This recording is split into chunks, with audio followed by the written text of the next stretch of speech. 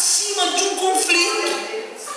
Eu não quero ser lembrado como um daqueles que corre do conflito. Você não deve ser lembrado daquele que foge do conflito. Você tem que ser lembrado daquele que vai em direção ao problema, tirando as almas, dizendo: foge pela sua vida.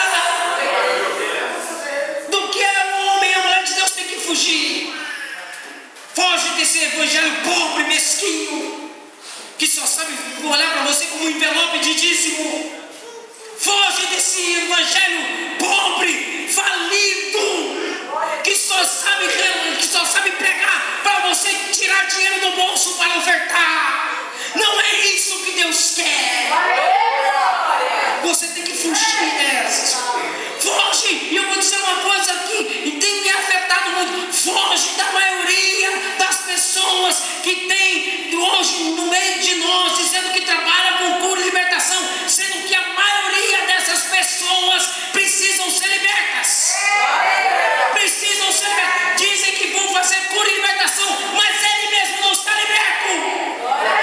Foge dessas coisas. Foge. Foge como se uma torre estivesse caindo sobre a sua cabeça. Foge desse avivamento aerônico que não transforma você. Não é isso que Deus quer. O homem de Deus tem que fugir. Fugir de umas coisas que ele diz assim: aparta dos tais que acham que a santidade é motivo de dinheiro. Igreja não é um negócio.